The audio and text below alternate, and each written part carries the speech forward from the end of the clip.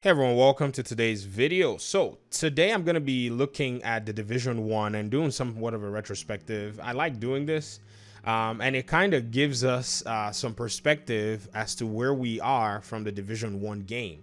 Now, there are things in the Division 1 that are just absolutely much better than the Division 2, but once we take a deeper look at what I want to show you, I think what happen to me might happen to you. It might not, but so far I've been looking at the exotics in the Division 1, and because a lot of people have talked about how the exotics in the Division 2 are lame, weak, and all of that.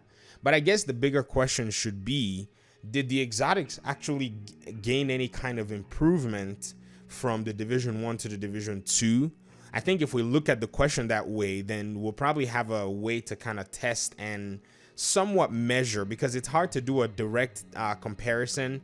So we'll probably be comparing apples to oranges in some instances, but bear with me, it's the best that is possible right now. So I'm just gonna open up, my stash, and I'll just start from the very first exotic that I find. I mean, I think I had almost everything, or if not everything. And what I have here is the Thompson M1928. This exotic was trash. Hip fire damage increased by 11%. Absolutely nonsense exotic. People just had it just to say they have one. And right now, even the same weapon, the Tommy gun in the Division 2 right now, is also crap. I've not seen anybody touch it. It's just one of those things I'm just quickly gonna dismiss.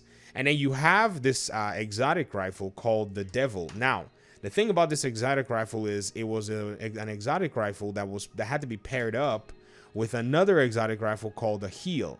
So they were a pair to grant you the bonuses. And then another thing too that you might notice if you're new is, back in the day, the Division, every weapon had 3 weapon talents. Some exotics had, their own exotic talent, but then some, weapons will have like, some weird combination of all the other talents in the game, and then they'll have their own little thing like the Hilder in the air, which I'll get to here in a little bit. So the Devil and the Heel will have 2 regular talents that were available to most weapons, if not all weapons, and then they had their talent called Fire for the Devil, and then for the Heel it had the talent called Fury. These two worked hand in hand, where you had to hit weak points to increase your weapon damage by 15% for 10 seconds. And then at the same time, for the Devil itself, headshots increase your stability by 30% for 15 seconds. Body shots increase headshot damage by 30% for 15 seconds. And then they had this pair where both weapons gained the talent if you paired them together, and no longer did you have to lose any of the buffs if you swapped weapons. This was also left in the dumpster. A lot of people did not touch this weapon at all because it was not the, quote, best in slot. Remember my last video where I said how best in slot didn't necessarily allow for exploration and experimentation within the game. And this is what we saw if you look at things, from that perspective. But I think it was a good idea, a good design as to how that actually worked. With all that stuff. Don't worry, I'll get to the bearish chest piece. I know some of you have seen it. Some of you are like, talk about it. Calm down. And then we have the showstopper, which is just our AA-12 automatic shotgun right now. There is no exotic around it. But I think this was a very good exotic shotgun. But right now in the Division game, the exotic shotgun, the automatic, I can't speak. The automatic shotgun is already doing a lot of work, and this one just allowed for your accuracy to be increased by fewer shells. But now we also have Striker, which was kind of like the best way to run it, and so you can actually run it with Striker right now, and it will be really good as well for your build. So I don't see too much of whatever. But then for the other two weapons that I've shown you, the Devil and the Heel, I guess we can compare with the Merciless. The Merciless is the best assault, the best rifle, exotic rifle right now in the game. You also have, what's the name of the other one? The 1811 variant, the Diamondback. But the Diamondback is much too situational. So even if it's very strong, it just requires for you to play slightly differently. And when you're playing a DPS build, you want to be able to increase your damage potential. So that's why the Diamondback falls short. But if you look at an improvement in exotics for rifles, I think we have an improvement in the Division 2 for sure. The Merciless is very, very good and does a better job than the Devil and the Heel. You don't have to pair anything with the Merciless. You just build accordingly with explosive damage, and you're able to deal the damage that you wish to deal. And then if you look at the shotgun, we haven't gotten any much changes from there. And then we'll look at the bullfrog, which was also an exotic assault rifle. It was very high. It had a very high rate of fire, about 900 RPM. And then it had the uncomplicated talent, which gave you increased damage by 15%. And the accuracy and stability mods reduced this damage. So if you had accuracy and stability mods, it really reduced the damage. And this thing was a very jittery weapon to run, but it was a good weapon nonetheless. But if we look at the assault rifle exotics right now that we have two. The Chameleon is not too impressive right now, but we have the Eagle Bearer, which is much better than this particular weapon in terms of exotic. So regarding exotic assault rifles, we have progressed a lot. Now, I'll show you another exotic assault rifle that we had here. Yes, the Urban MDR used to be an assault rifle in the Division game, and then they changed it to a rifle. And so it did have a talent called Distracted, which said your damage is increased by 18% against targets with status effects.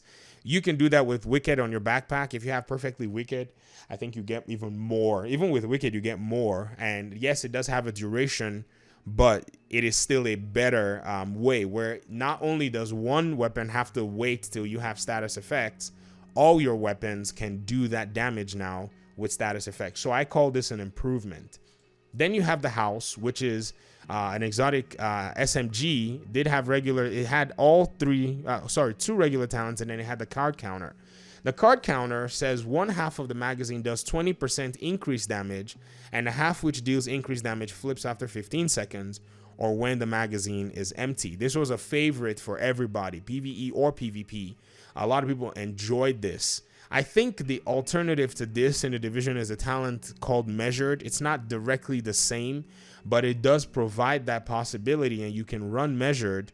And Measured is also going to give you somewhat of the kind of experience that Card Counter actually did give. And if you think about exotic SMGs, you do have now the Chatterbox, which is also still good right now, but the original Chatterbox I think was actually better, the way that you ran it as a holstered exotic and gained more DPS for your primary weapon.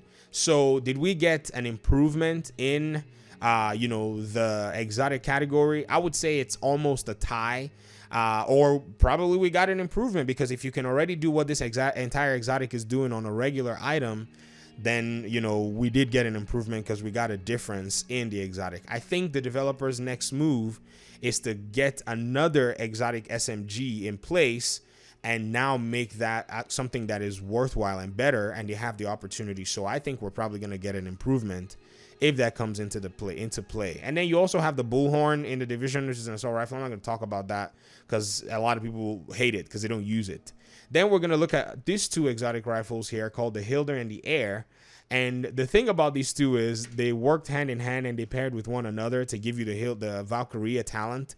They would usually have three regular talents, and then you could run the Valkyria, which says each hit with Hilder increases critical hit damage by 1% to a max of 30%. The bonus decreases by one every second. This bonus only applies to air. So you do crits with one and then you pull out the other one. Already a waste. We don't need it. Even the regular SMGs in the game right now, the Vector in the game actually demolishes the entire premise of the Hilder and Air. So we did get an improvement, not necessarily just an improvement in the SMG exotic category, but an improvement in the game's critical hit systems as it relates to the exotics. Now, I know some of you are already itching for me to show you this weapon. I will. Calm down. This is the Big Alejandro. This is going to be a very funny one because this weapon had 1000 RPM, had a whole bunch of rounds, and was very good with Lone Star. And its talent was called Cover Shooter, which said every bullet fired at an enemy from cover increases weapon damage by 0.5% up to 50%. The bonus lasts for 10 seconds, and getting a kill with this weapon while in cover resets the duration. This damage bonus is cancelled by reloading, swapping weapons, or exiting combat.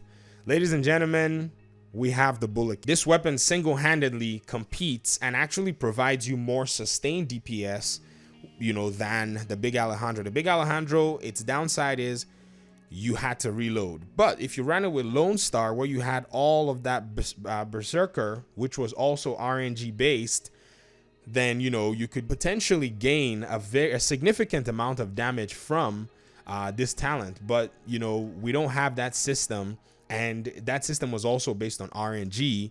But it was also a very good exotic. A lot of people loved it, but a lot of people enjoyed how the Big Alejandro worked. And you know, for some it will be a tie, but I think it's definitely a better system that we have with the Bullet King in the Division 2 right now. So these are the weapons. I guess we can now go into the gear and look at the exotics. And the chest piece exotic in the Division 1 was the Barrett's Bulletproof chest piece. No skills on cooldown, increases your skill power by 10%. So if you were running into a place, you already had 10% increased skill power without any skill being on cooldown. If you have one skill on cooldown, it increases your damage by 5%. Two skills on cooldown increases armor by 10%. Okay. This chest piece seems to be seems to have been wanting to be a jack of all trade, but no skills on cooldown increases skill power by 10%. You don't, I mean, what are you going to do? Your skill power is still your skill power, if you understand what I mean. Now you could just roll 10% skill damage. I think, 10% skill damage on your whatever. You can do skill haste. You can do all kinds of stuff. So the skills in the Division 2 actually have a more diverse system. It's just the skill types are not the most appreciated. And when I mean the skill types, a lot of people enjoy this skill tree better than the Division 2 skill tree. Division 2 skill tree seems stifled, but I think Division 2 skill tree, now that a lot of the skills are viable, is actually much more interesting. The one thing that will make the Division 2 skill tree more interesting in my mind is if the support station actually came back. The sticky bomb has come back. A lot of people are still saying, oh, you know, the skills are not that diverse, but you got to give credit to where credit is due. They brought the sticky bomb back, and if they bring the mobile cover, that would really, really make things very fun. I mean, think about you running a legendary where you just go and set up, and you guys can do some serious work in any given area and push back enemy NPCs because you have the mobile cover. But that's a whole discussion for another day. And so this chess piece actually did its job. It was good. It was a very good chess piece. A lot of people ran Lexington Event Center. Lexington Event Center is this mission over here. Where is it at? Yeah, for this chess piece. Just like we run Lincoln Memorial and we're like, oh, I've run Lincoln Memorial 6,000 times to get this chess piece off of this enemy NPC. We did the same thing with LeRae Barrett. I mean, we used to be grinders back in Division 1. I don't know what happened to us. I think we got spoiled with the Division 2, and so people don't want to grind anymore. We just want everything handed to us, myself included. I mean, I'm spoiled now. The Ninja Bike Messenger Backpack also helped you kind of, what it did was if you had, you know, brand sets or gear sets is what we call them here, and you wanted to get the full bonuses for them, you could just get 2 of one gear set, 2 of the other gear set, or 3 of one and 2 of the other, and you will gain the 4-piece of one and the 3-piece of the other. In the Division 2 right now, the brand set bonuses only require 3. Back in the Division, it required 4 to get the full bonuses. So they moved away from that and left it specifically for gear sets in the Division 2. But in Division 1, you use this system for gear sets. So I'll give you an example. If I was running maybe 3 pieces of Reclaimer and I wanted the 4th bonus and I wanted the 3rd bonus of Striker, I'll run through 2 Striker and 3 Reclaimer, and then I'll run my Ninja Backpack, and it will give me the bonuses that I require, that I wish. And then that moves me to, and then what backpack do we have in Division 2? I guess I should speak about that. We have the Acosta Backpack, which is actually, sincerely, in my opinion, one of the best exotics in the game. That overcharge capability is so good and quite easy to access, and there's a lot that you can gain from it. So I think we've had an improvement in exotic backpacks in the game. The only difference, though, in Division, you could run multiple exotic gear, and I think that's the next layer of diversity. When the game starts, when Division 2 starts to get to its end of life, I think they're going to make this a possibility. They'll probably make an exotic that makes you able to run other exotics so that you can run other exotics in your gear. You can run a full exotic set. I think they're going to do it. Mark my words. I think it's a thing. Now, Skull's MC Glove, damage is increased by 16% when no set bonuses are active. So this encouraged you to build outside of the gear set meta, but it wasn't too much of an encouragement because your Predator's Mark classified 6-piece would just eat this amount of damage. It wasn't worth running after a while. At first, it was really good. I don't know if it got nerfed or something, but it was a really strong gear set by itself. I know some of you are salivating thinking, oh my gosh, he's equipping all those exotics and he's not getting an error message. That was the way the game was. Let me see. I don't have the Colonel Bliss holster. I probably, because, you know, basically people didn't run that holster, so I'm not even going to talk about it here. Because we have 2 exotic holsters in the Division 2 right now, and both of them are better than the Colonel Bliss holster. hands down. The Dodge City holster is a guaranteed one. Once you're playing, your sidearm is gaining a bonus where if you pull it out and shoot one shot, it's going to do all this damage. And all that damage that you deal is definitely going to, be significant enough. And then you have the Imperial Dynasty holster, which is arguably one of the most creative and fun exotics in the game, where enemy NPCs are burning when they're around you if you're in combat, and it has a cooldown, which they're actually looking to reduce the cooldown.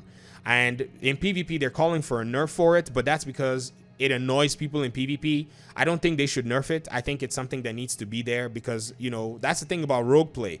If somebody doesn't burn you, you're going to use a stinger on them. So it needs to continue to be a thing in that direction. And then knee pads, we also had, I think we had an exotic knee pads. I can't remember, but let's look at the mask that we had here. We had Pharaoh's oxygen mask. This mask allowed for you to be able to run and gun while you were on fire. That was the good thing about it. Oh, it was a short bow knee, championship pads. We'll talk about that because I already started talking about Pharaoh's knee pads. Where's my mask? Where's my Pharaoh's oxygen mask? Did I just skip past it? Oh my gosh, I did. Oh, there it is. All right, Pharaoh's oxygen mask. This mask allows for you to run and shoot your weapon while you were burning. It was one of those masks that was kind of a situational thing, so you could run it for for situations where you'd be on fire a lot with cleaners or maybe in the dark zone. But largely with the way six-piece classifieds came in, it kind of rendered a lot of things useless, honestly. And I have to say, I did not think how bad the impact of classified gear sets were until just a few days ago. And when some of you were telling me that classifieds ruined the Division 1, and I think it did. But it was the end of life of the game, so I think it was a thing that could come in at that time. But my goodness, they were fun, but man, there was nothing else that you wanted to get after getting classified. I think the very next thing they could have done was just overhaul the entire system and reset everything, which they did in a new game. And then you had the short bow championship knee pads, which were for doing grenades. So your grenades were just reduced. If you threw your grenades, almost immediately it would explode. But that was pretty much what it was. In PvP, people used it to troll, and you could also use it in PvE as well to be able to deal some quick damage with that. But now you can do that with Mad Bomber. You can cook your grenade, and you can also gain a huge grenade radius with that. Regarding masks, we now have, and I should juxtapose the masks. I didn't do that. We now have the Coyote's mask, which is infinitely better than this Pharaoh's mask. I mean, for goodness sake, you give your team a buff and you also have this buff as well in regard to how well that mask behaves. So we have seen an improvement in this area. So I made this video because I've been seeing comments saying that exotics in the Division 2 are trash. I think that is a misconception. We have seen improvements from the Division 1 to the Division 2 in how exotics are. I think the danger with exotics is if exotics become too powerful, they become the only thing that everybody wants to run. They have to be unique, they have to do their job, and they have to do well. The sidearm, you have the Centurion, which has to be paired with the Liberator in order for you to be able to get the bonus, which is trash because what we have in the Division 2 is the Liberty sidearm, which is better than the Centurion. Absolute improvement. The Cassidy shotgun had the double trigger firing both weapons for, with this talent called Boomstick. The Boomstick is now a named weapon, so you can actually gain some kind of a bonus. I don't know if there's an improvement with this system or it's a tie, but you also have the Sandman talent now with the Sweet Dream shotgun. I like that talent. Somebody said the other day, can you do a video talking about how we need a talent that you can use to shoot? I'm like, nope, I like the talent the way it is. And then you also had the Historian. Each bullet embeds itself in the target and detonates 1 second later for 700% of your total firearms. This is what the Merciless is doing, and it's doing a better job at it. The Historian is a classic M1A archetype, but the Merciless is already beating this and beating the other rifles because it's already doing that. This one, as you were shooting it, it will be exploding, on the target. It was really overpowered at one point. They had to nerf it because it was too much. And they had a Pacan. Pacan had each kill mix, the next reload have 20% extra bullets compared to its base. You can roll extra magazine size, or you can also use, what other weapon is that? I think it's the one on the Carbine 7 that gives you that. And then you can also do some really cool stuff with other things. So largely, a lot of the exotics in the Division 1, if you brought them to the Division 2, they will be highly irrelevant. Dune Jacket, I don't have that? I thought I had that. I have that. I'll buy it. Yep. And if you bring them to the Division 2, they'll be irrelevant. They'll be obsolete because the Division 2 has made a lot of improvements of the systems and reworked a lot of things in. And so for those saying that, oh, the exotics in the Division 2 are bad, they're not. They're just put in a marginalized section, and they're not irrelevant. I think it's only irrelevant for those who are not running them. So if something is irrelevant for you, doesn't mean it's irrelevant for other players. There are players who use basically almost all the exotics in the game, and they tell me that they enjoy it. Like, I don't like the Diamondback, but I can almost guarantee you that there are people who run the Diamondback and tell me how much they love it. I don't love it. I don't like it. I don't like the BTSU gloves anymore, which is even actually very good because it grants your entire team overheal. But there are also people who tell me, oh, yeah, the BTSU gloves are great. I don't care about it anymore. I used to like it in the former updates, but now, you know, for some people it's better. But for me, it's not really a big deal. But that doesn't mean I'm going to say the BTSU gloves are trash. That means all I'm going to say is, well, I guess that's good for you. And then also another system that they brought from the Division 1 with the exotics are the roles. I have to say this before I finish this video, is the roles on the Division 1 exotic were also based on things about the game, like your talents as well.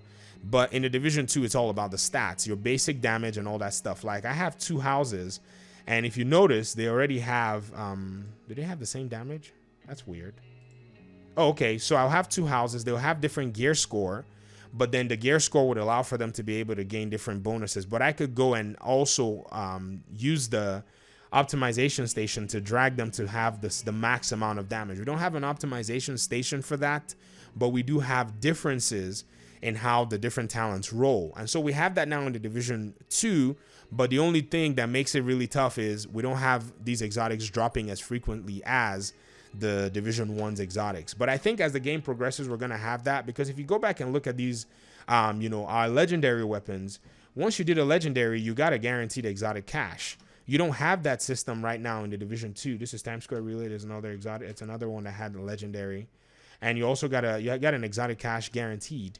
And so not having those systems makes it almost, you know, difficult to access these exotics and gain the best possible rolls, because frequency will allow for you to gain rolls. But if they increase the exotic drop rates, I think the exotics are going to get to the point where you can get max rolled exotics, but then it will make the game's lifespan short. So this is designed for length of game. The Division at this point was already, when all this stuff came out, was already 2.5 years old. So I think over the course of time, we're going to see these things change. So I hope this provided some perspective, agents. Thank you very much for engaging the video. I appreciate you guys' time and audience. And I guess I'll see y'all in the next video. Peace.